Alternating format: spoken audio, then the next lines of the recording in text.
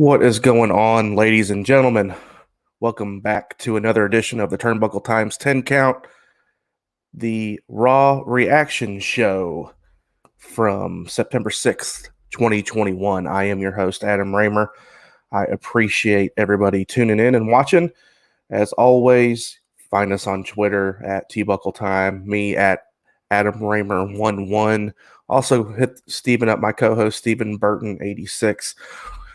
Before we start, I always ask, please subscribe, share, review, wherever you guys get your podcasts, whether it's on YouTube. If you're watching it right now, please smash that subscribe, give us a like, send us a comment. If you're listening on Apple, Spotify, wherever else you get podcasts, do the same. Leave us a review.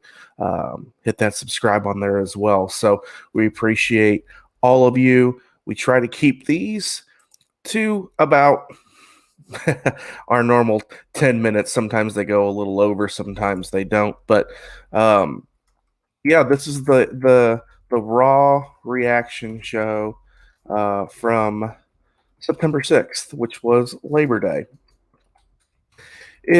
Look, guys, I don't know what else to say about Raw. I just Vince and the WWE are kind of trending for me now. It's trending a little down. AEW kind of trending up a little bit just for the mass signings that they had, the debuts they had. That All Out pay-per-view was great.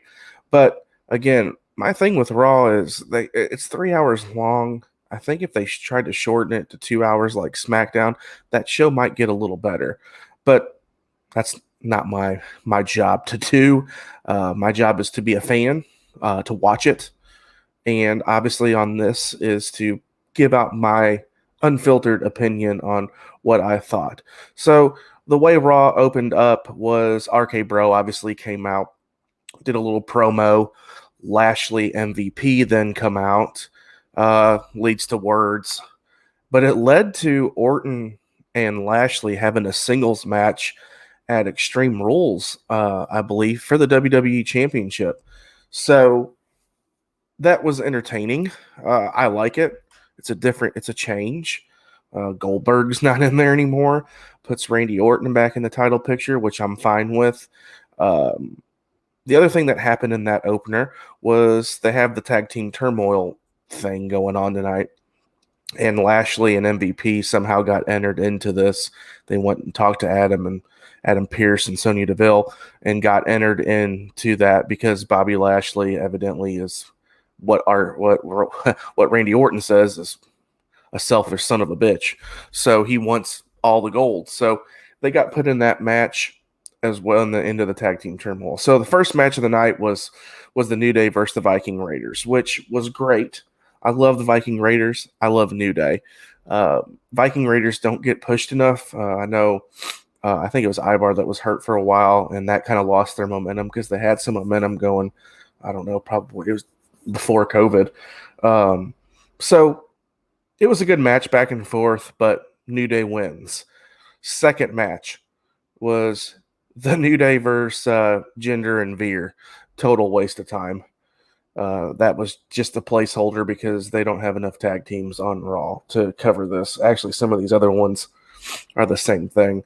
I don't like Jinder and Veer and Shanky. I just don't like it. I don't get it. It still shocks me to this day that Jinder Mahal was a WWE champion. Actually, I think 2-time WWE champion.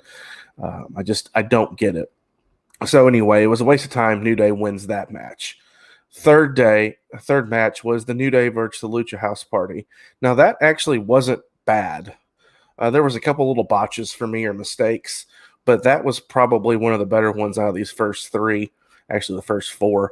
And just kind of back and forth. Lucha House Party does their crazy stuff that they always do. It was back and forth, good match, good turns. And but New Day, again, ended up winning. Fourth match, New Day versus Mason T-Bar.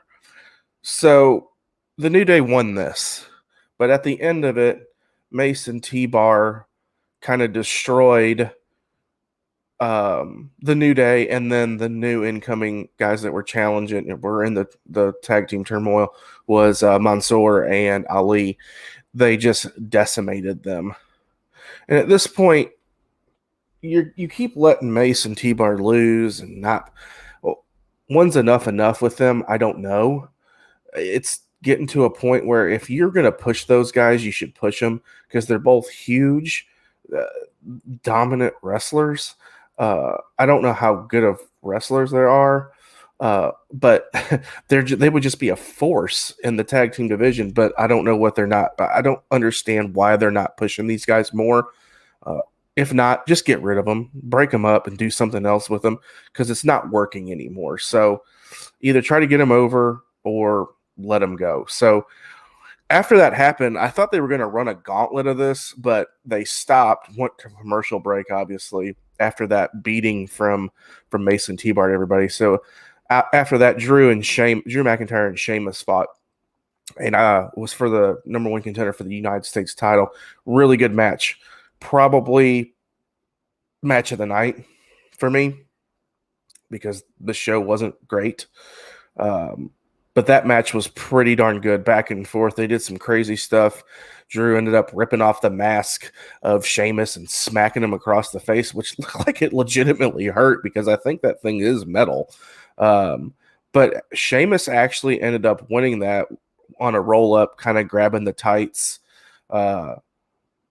But McIntyre ended up claymoring him, of course, at the end and got his little revenge. But sets up a match for Extreme Rules for Sheamus and Damian Priest. So kind of a rematch. I'm okay with it. I like Sheamus. Love Damian Priest. Everybody that watches this knows that a big Damian Priest guy called it that he would hold a title by the end of the year, and he did with that United States Championship. So we'll see what happens leading up to Extreme Rules with Sheamus and Damian Priest. Here's the next thing that happened, and it's driving me insane. It was Nikki ASH and Rhea Ripley versus Natty and Tamina. Okay, so the tag team division in the WWE is god awful. I don't even know why they have it anymore, to be honest, because it's the same. It's pointless. So they're trying to make Nikki and Rhea like RK Bro. Like it's eerily similar to what they're doing with her. And Rhea's like the Randy Orton and Nikki is like the Matt Riddle. Just Riddle. It's not Matt Riddle anymore. I just whatever. If you're having Nikki or Rhea Ripley team up with Nikki to become like RK Bro, I just don't get it. I think she's more dominant, obviously, as a singles competitor, but it is what it is. It's bad creative, I think, and bad writing. So Nikki and Rhea ended up winning that match, by the way. The stupidest moment for me of the night was the Karrion Kross versus Morrison. Everybody that watches this knows I hate the fact that he does not have his NXT entrance with Scarlett.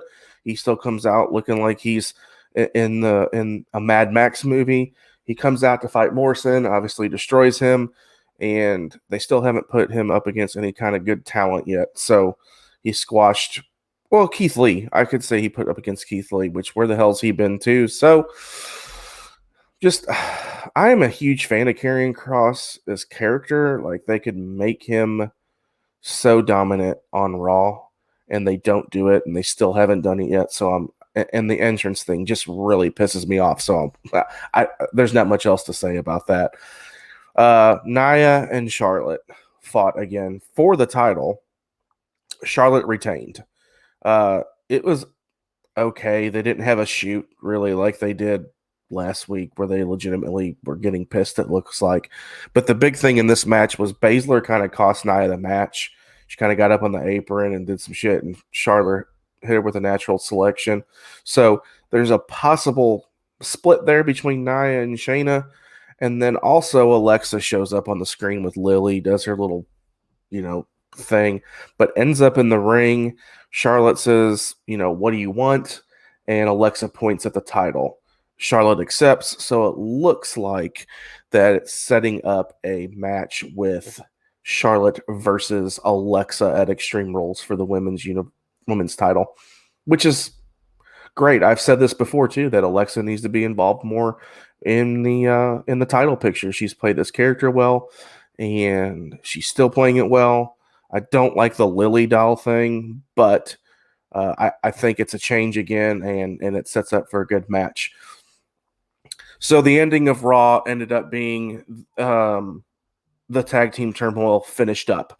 It was, uh, Lashley and MVP ended up fighting AJ and Omos. AJ and Omos beat the New Day. Then Lashley and MVP came out and fought AJ and Omos, which you would think that nobody can beat AJ and Omos, but Lashley and MVP did end up winning that match. And now we'll go on to Extreme Rules. I'm guessing to tag match for the titles. No, wait, it's next week. Sorry. Next week is the on Raw will be the tag team championship match between Lashley and MVP and RK Bro. And then Extreme Rules will be the WWE Championship. So, all in all, I think it was an okay night. I give it a C minus, and that's giving it giving it some. Like I said, the best match of the night for me was Drew versus Sheamus, and that was probably a B, maybe a B plus for me. Again, it just goes back to me saying that Raw, I think, needs to kind of, if they could get it to 2 hours, I know they won't, but it might be able to fit some better matches and content in there. So, all in all, guys, this is my 10 count turnbuckle times Raw reaction show from September 6th. Again, we appreciate you guys tuning in on the live streams on these turnbuckle times 10 counts. So again, please subscribe, share, review, hit the subscribe, smash the like button wherever you guys get podcasts. We appreciate it, and we will see you guys very, very soon. See ya.